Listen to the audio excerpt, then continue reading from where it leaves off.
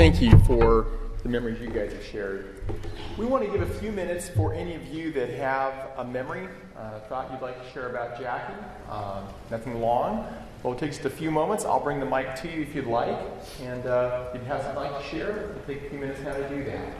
So.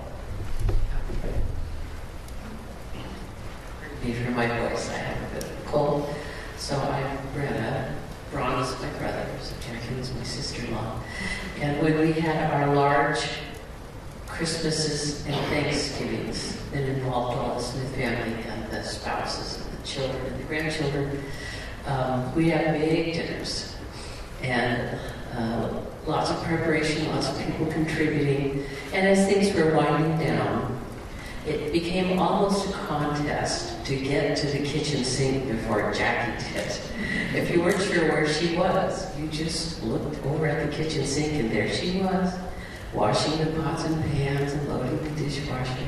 She just really had a servant's heart.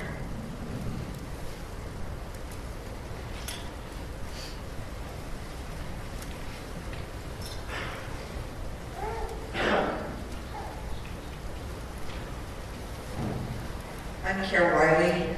I first knew Jacquie in 1975 when she moved with her parents to Pasadena, California, and we had a huge college and career group, and that's where met Jacquie. And Jacquie and I kind of had a thing going that I had a claim to fame and she had a claim to fame. My claim to fame was that I sort of introduced Ron and Jacquie together. And just a few people know that Jacquie and I also taught a child evangelism club together in my aunt's neighborhood. And Ron didn't live that far away. So when we were done with the child evangelism club that evening, I'd take Jacquie over to Ron's house, and then Ron would take her home because she lived a little bit further away from where I lived. And so they got to know each other more that way too. And then when I moved up here in 1985, Jackie's claim to fame was that she introduced me to my husband, Rick. Jacquie and Ron had already known Rick because he was going to the Tacoma Alliance Church at that time. And a couple months after I moved here, Jacquie called me on a Saturday morning. She goes, "We want to have you over for dinner on Sunday after church." She says, "However, if you don't want to come, you don't have to because we're going to invite somebody else over. We're going to invite this man, Rick." And I said, "Well, that's okay, sure, I'll come."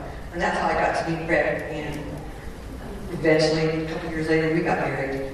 But Jacquie was a true friend, like you just heard Eleanor and Linda say. And Linda's comment about Jacquie being with Linda when she had her ears pierced, that was the same with Jacquie and I. When we were in California, there was another friend, and Janet and Jacquie and I were all together, and they said, "Well, why don't you get your ears pierced?" So I did, and Jacquie was with me. Eleanor and I knew each other a long time ago too, even before I knew Jacquie. But when I moved up here, I introduced Eleanor to Jacquie, and that's how Eleanor got to know Jacquie. But there are many good times we had together, Eleanor and Jacquie, with her girls and Jackie's boys. We went hiking, and Jacquie loved to go hiking and take the kids, and we had a lot of good memories and good times and laughs from the hiking we did and the different trips we did together. There's so much more I could say, and I was so glad to have the privilege to be able to help Jacquie and be able to help clean the house and be there for her. Anyone, maybe to save me walking around so much, anyone in this half here that has when did you hear that? Anyone here? I'm going that way. All right. Well, holidays in advance. Make it through this. I'm probably an advocate, but it's hard. I'm one of the many Smiths. And two things. One, my brother, I know wish he could have been here, but he's sick enough he couldn't actually make it here today. But the videos and pictures of all the trips to the ocean, to the kite festivals, I know he has so many special memories of being with Uncle Ron and Jacquie and Brad Mary when they were little. I don't know what his stories to tell would have been. I know he has them. I know that Aunt Jackie knows them, but I know he's very thankful for the fond memories he had growing up with them on trips. But also just one of the things that continually comes to mind, it's not a really well-formed thought, but there's things in my world that I know I don't, that I take for granted, that things that are there, like something as simple as gravity is a dumb example, but there's like pillars in our world that are always there, and it's not until they're not there that you stop and think about them in a different way. And Aunt Jackie is one of those type of people. She's one of the pillars. Whether it's her standing at the kitchen sink washing dishes, because she always was the first one there. You just know that she was there with the calming presence and the calming comfort and the quiet smile that would get you through anything you needed. Whether it was having fun, whether it was being a grandma, whether it was being there, being a shoulder to cry on, whether it was, she made my mother's favorite cookies, and, just whatever it was.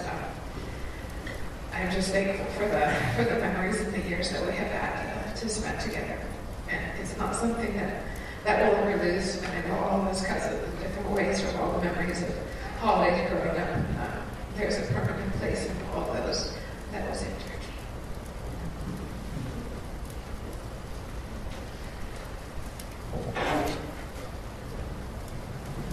My name's Meadow, and Jackie was my mother-in-law, but much more than that, as Carly said, she really was a mom to both of us. You just walk in, and I don't even know, I think at first I was a little bit nervous. I was like, oh, in your 30s, you're going to really develop that close of a relationship with your in-laws. And somehow she just snuck right into my heart and wrapped her arms around me in a way that I rarely had experienced. We'd play little jokes, we'd kind of play off of each other, tease Dad a little bit. We would, as we started to spend more time down there, I'd steal her away. We'd go to Lowe's and pick out new countertops. And the more we started to sneak away, Ron would say, where are you going and how much money are you spending? And I'd say, you just need that out of us.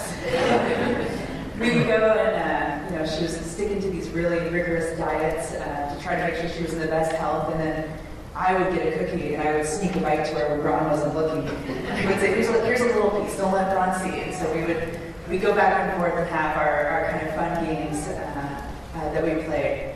Over the last 6 months, we spent a lot of time down at the house. And some people have said, how could you do that? And I think our response has been, how could we not? It was such an honor to be able to spend that time with her and get to care for her and really serve her as our family. And one of the things that we did over that 6 months, you'll see around, is we folded a bunch of cranes. It was supposed to be 1,000. It turns out it takes a long time to fold 1,000 cranes. But there's a symbolism behind that, which means it's supposed to be promoting hope and peace. And so as the months went by, as we sat by with not a lot to do, we folded these, and we ended up with 768 cranes. And I'm going to read what my husband actually wrote. He was gracious in it, so it was by me. In the final months of Jackie's life, she needed more and more help on a daily basis. Eric and I spent many weeks with her, helping out with daily activities such as cooking, cleaning, and taking her for strolls in a wheelchair. Much of the time we spent with Jackie was downtime. We simply sat with her, and we kept each other company. These weeks together as a family were some of the most memorable and valuable weeks of our lives, because our relationship with Jackie deepened. Likewise, she was able to see Eric and I as a couple in our everyday interactions. This is something that never would have happened were it not for her sickness. A silver lining, if there is one. We folded these cranes during quiet moments. We folded them with guests when they came to visit us. I even forced Ron to fold a few. We folded them as we laughed and talked, and sometimes we folded them to distract ourselves. Though we sometimes feel that Jackie's life ended too early, these cranes remind us how many wonderful moments and months she spent on this earth. Like the cranes, she was full of color. Like the cranes, no 2 months were the same. And like the cranes, there's beauty when you look at her life up close, or take it in as a whole. I'm grateful for the time that I spent with friends and family who helped me with this project.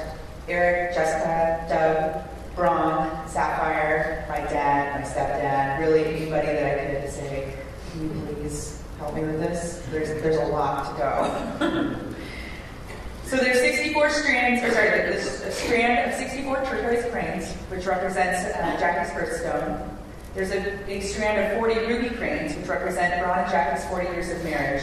There's a strand of 64 white cranes to remind us that she has a new body in heaven. And then there are 12 strands of colored cranes, which represent every month of her life.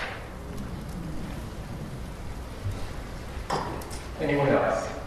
Maybe time for one more person to share.